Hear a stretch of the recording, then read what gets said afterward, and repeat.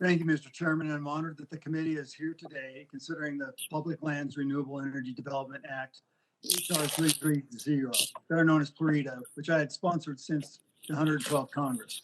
I have been honored to sponsor this legislation, and although we were successful in including a number of pieces of this bill into law last year, my bill before the committee today would finish that work.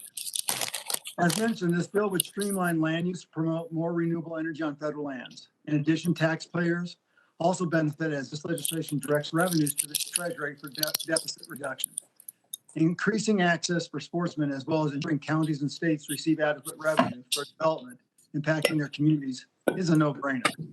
It has been regrettable that what has been an extremely broad bipartisan effort for several Congresses has now devolved into a rank partisan power play by the Democratic majority.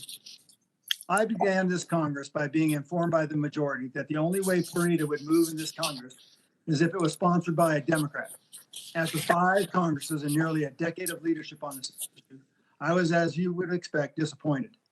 However, knowing that the importance of the policy to my constituents and our nation, I reluctantly agreed to allow my colleague from California to lead the bill with my support.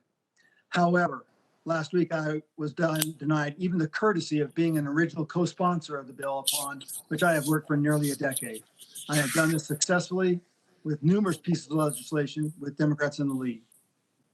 The majority has the power to act on the issues they choose to act on as a majority. However, I will not give up on the work I have championed for a decade because the Democrat majority can't set aside their partisanship, which is why I've introduced PLREDA again in the 170th Congress and will continue, as I have, for a decade. We work with all my colleagues in a bipartisan fashion to promote this important legislation. Now for questions. Ms. Culver, thank you for joining us today. And I recently had an important BLM correspondence for a constituent delayed far beyond the requested response period by BLM, which I finally got a response late last week from. I hope you will effectively prioritize congressional correspondence, understanding that our questions come from the people we represent. But this hearing isn't about BLM correspondence, it's about renewable energy. Ms. Culver, we're learning more and more about the unacceptable forced labor conditions in China, which have been labeled by the U.S. State Department as genocide.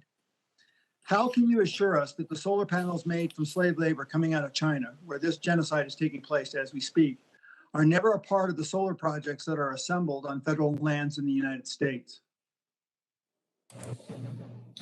Thank you, Congressman Gosar. And may I just say we appreciate your understanding and patience with correspondence as we're trying to address very complicated issues, as you mentioned, and we'll do our best to continue paying attention to those in a timely manner.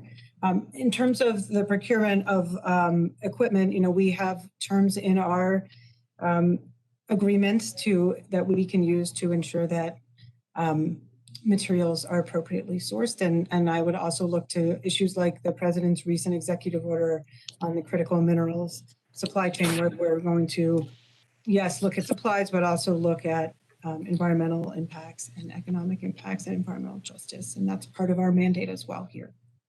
So I just want to make sure you actually have terms in the lease that give you that oversight in regards to dictating where these solar panels are coming from, right?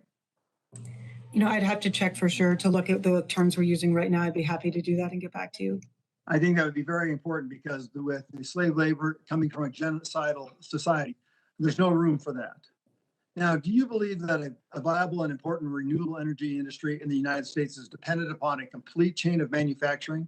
And what will you be doing to ensure that every step of that supply chain is supported by federal lands to make a more electric future possible? Sorry, Representative Gosar, I'm having a really hard time hearing you. Yeah, let me try it one more time. Thank you. Do you believe that a viable and important renewable energy industry in the United States is dependent on a complete supply chain of manufacturing? And what will you do to ensure that every step of that supply chain is supported by federal lands to make a more electric future possible, like mining, for rare earths, critical minerals, those kind of things? Thank you for the question. I'm right now testifying on our ability to support renewable energy development on public lands. We're committed to doing that We're also evaluating a number of proposals for mining on public lands, including for critical minerals, and ensuring that that's done responsibly as well. I thank the chairman and I yield back. I yield back, Alan. Representative Gosar. I now call upon or recognize Representative McCollum for 5 minutes of questions. Welcome to the. Thank you, Mr. Chair, and to my colleague, Mr. Gosar, when he was talking about being on bills or not on bills. When I had worked on a bill for about 5 years, and it became the genesis of Feed the Future.